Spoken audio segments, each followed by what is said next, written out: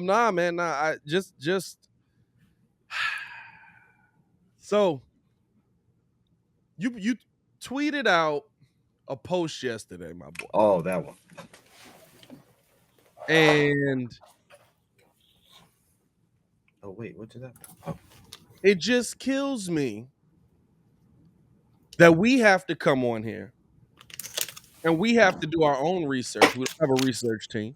We have to do our own breakdowns. We have to figure out our own stats. We don't have a stat guy. We have to figure out, our own way to put this entire show together. We don't have a production team. I am the production team. I'm killing the game out here. We have to figure out our own way to come on here and entertain people for 3 hours, and yet somehow,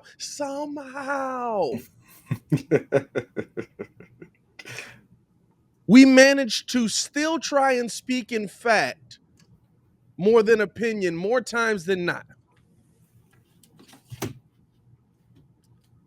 So Colin Cowherd, so what did he say wrong? hey, listen, a lot. Okay. I'm surprised as you you put Fire Nagy in there and didn't even realize he was defending Nagy apparently. But I digress. I agree. No, he did defend him. But Colin Cowherd comes out and some producer, something must have said, "What's your opinion on the Bears? They're a pretty hot topic right now. Let's break it down." And so he just comes out with a general, kind of breakdown of it, but he wants to make it sound like it's so in depth. He wants to make it sound like, my God, I put so much time into this. But he comes out and he says a few things that I have issue with, which is most of his show for me. Really? I can't stand it because he gets an opinion of something, and in his mind it becomes fact. You're okay. All right. I'm gonna let you finish the rant. I'm gonna let you finish the rant first. Break it down. So the first thing that stood out to me was that we don't like Matt Nagy as our head coach. We need a whole new brand redirection. We need a whole new brand reassessment. All right, we need a brand reassessment. That's fine. What brand are you trying to change? You need to get rid of these defensive-minded people in the building. The 85 Bears were great, but defense isn't working for you. Okay. He did say that. A little strong on that one. So we should just forget about defense. We shouldn't focus on the front seven. We shouldn't focus on linebackers and defensive linemen. We shouldn't focus on strong cornerbacks. Let's just look at the last 10 years of Super Bowl champions. Just the last 10 years. How many of them had a weak defense?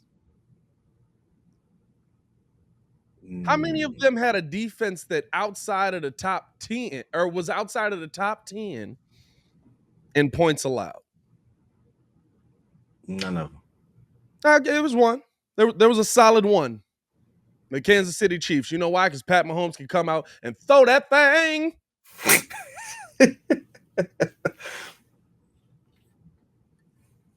Outside of that, you're looking at the Philadelphia Eagles, which was a dominant defense at that point. The Patriots are a lot of those, by the way, just to put that in perspective. I do want to say that. The Patriots are a lot of those. And the Patriots, hey, guess what? Even last year when they had Cam Newton and were the 27th ranked offense, guess what those guys were? They were a top 10 defense in points allowed. Just throwing that out. So we should no longer build through defense, not because it's not good for the team, but because we need a brand reassessment. I'm sorry, I can understand how football works, and I've seen many Super Bowls, and you've seen many more than me, Colin. But I'll say this: there's a lot of defense played in those games. Tom Brady's a heck of a quarterback, but I'll tell you this: he can't play on the other side. As much as we want to talk about how great Tom Brady's 28-3 comeback was, can we talk about the fact that in the second half, the defense allowed 3 points? Defense wins championships. As much as you want to say it's the 85 Bears, that's the reason we think that. As much as you want to say that defense wins championships. Now, I'll give you this point, Colin. I'll give you this. We don't have a ton of money in our offense right now. You're absolutely right. More of the money's in the defense. We haven't paid our quarterback. We haven't paid our left tackle. We haven't paid our star wide receiver yet. Now, Paris, I'm on my Stephen A. You know, I just adjust for no reason. Like you're feeling it this morning, huh? Oh, yeah, I'm on one because this is the thing. We have to get up and do this. We don't have a stat team. We don't have people we can go to. We don't have interns that we can send to do this. And yet I was able to do this on my cell phone. And I get sick of people building opinions off of teams that they don't watch. I get why you don't watch. I'll give you this point. I'll give Colin this point. And I said it myself. We're not better than the Lions.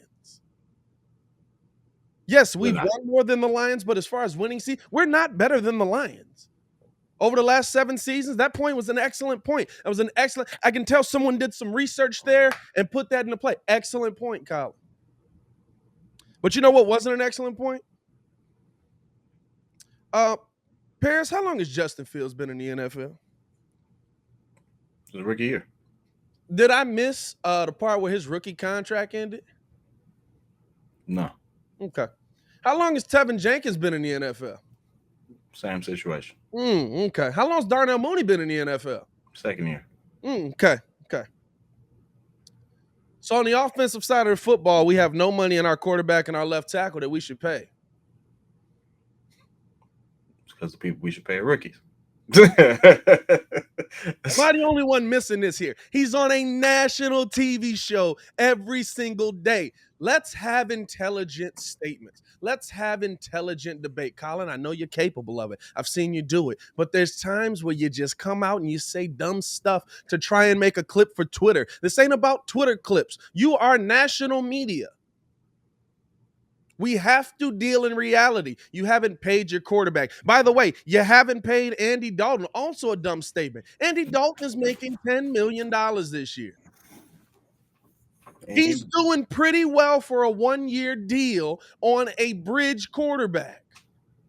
He's making more than I want him to make. By the way, Nick Foles also making a pretty penny to not snap a football. Now, I'll give you, we've paid the wrong people. That's an argument I'm willing to follow you down, Colin. That's an intelligent argument, Colin.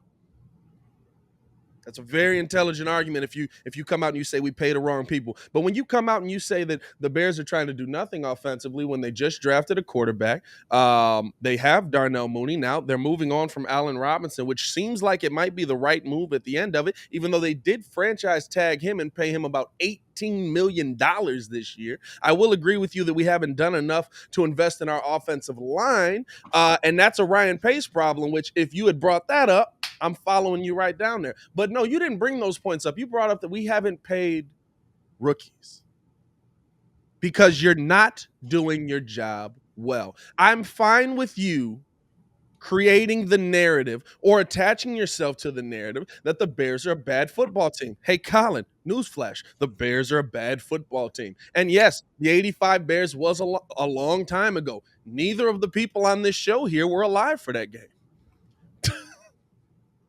Dang, you didn't have to put it out there like that. No, man, we're young. We're killing it. Neither of us here were alive for that game.